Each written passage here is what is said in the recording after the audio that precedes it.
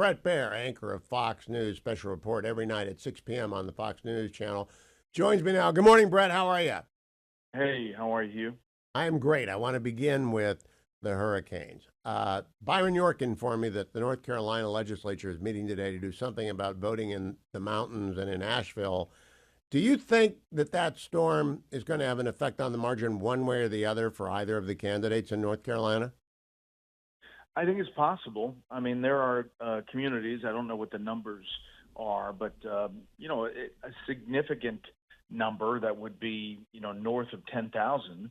If you're looking at a race where last time Trump won by 74, any little bit will make a difference. I hope that, by then, over the next 20 plus days, that North Carolina will be able to figure out a way to get all those folks ballots or someplace to vote. But around the margins, it could make a difference. Now, Asheville is a deep blue dot in a big red sea. So I don't have any idea. I'm just wondering if anyone from the election desk has told you if it's a net plus or minus. Yeah, right now it's about a wash because you're right. Asheville in the center is a Democratic area, but those mountain communities and a lot of those counties around there are Trump country. Yeah, that's my assessment. I just don't know. Now, looking to Florida, that looks like a major storm. I've talked to my friends who live in Tampa Bay all the way down to Naples, and they're all getting out and getting for the hills. Have you heard the same thing? A lot of people are. If you're not on the water or you're somehow positioned, you've been through storms before, there's an inclination to try to stay. But I think there's a pretty good sense that this is a different kind of storm, and people are starting to get out of the way. Now, it's tough to get out of the way. It's been tough traffic-wise and all of that, but hopefully they'll get those gas stations filled up and head out. Aside, Bret, I don't know if you saw this. John Daly lives up in the mountains of North Carolina somewhere. He lost everything, including all of his trophies. Did you see that story? I didn't. I haven't, and I know him. I should call him. Yeah, it's like the Greg Norman fire story, where you got one of these great figures in golf, and their house, in Norman's case, it burned down. Here, I think it flooded out. You don't get a second United States Open Cup. I think Daly won the Open once. British. Yeah. And the PGA. PGA, that's it. So, Bret, now the other ones. Yesterday, I talked to former President Trump for half an hour. Last night, Kamala Harris was on 60 Minutes. It occurs to me that the contrast, and you've talked to both people. President Trump answers the question that is posed and then goes on, sometimes to a different subject set entirely. Kamala Harris doesn't answer the question at all and rounds around at the end to kind of touch back at. They're completely different interviews. Have you noticed this? Yes, 100%. And, one is you do get something on the question that you asked, and then there's all kinds of other stuff.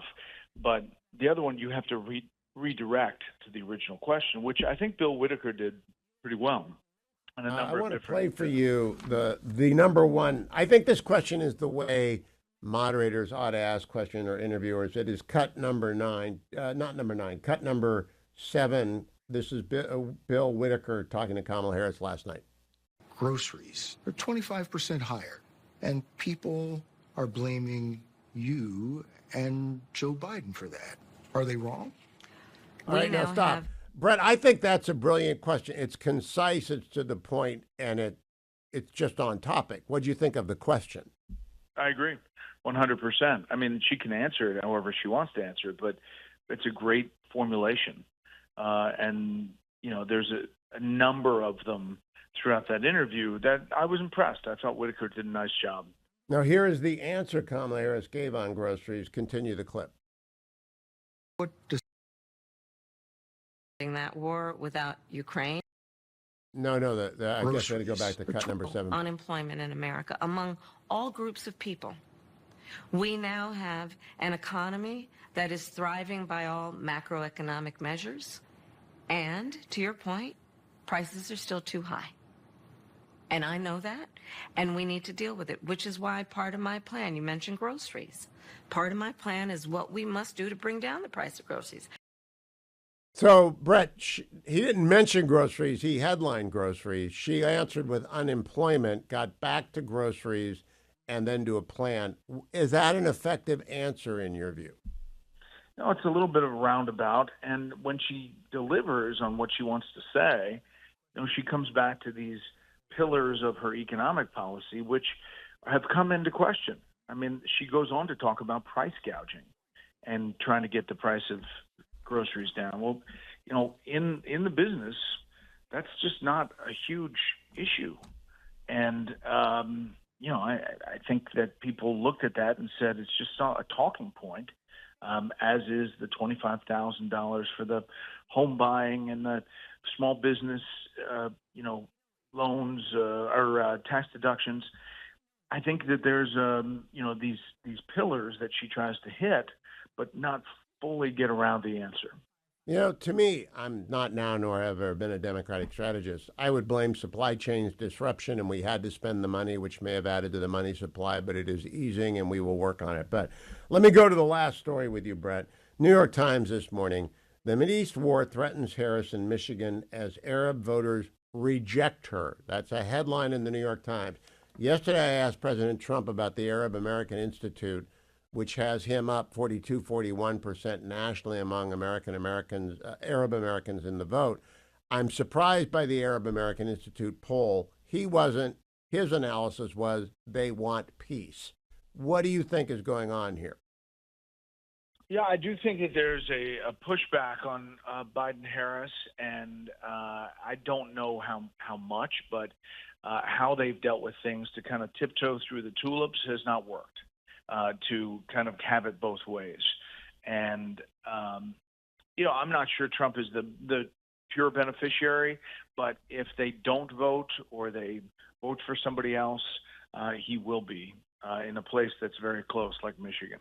Well, that Arab American Institute, that's a stunning number, 42 to 41%. I would never have predicted that. Have you ever seen anything like that?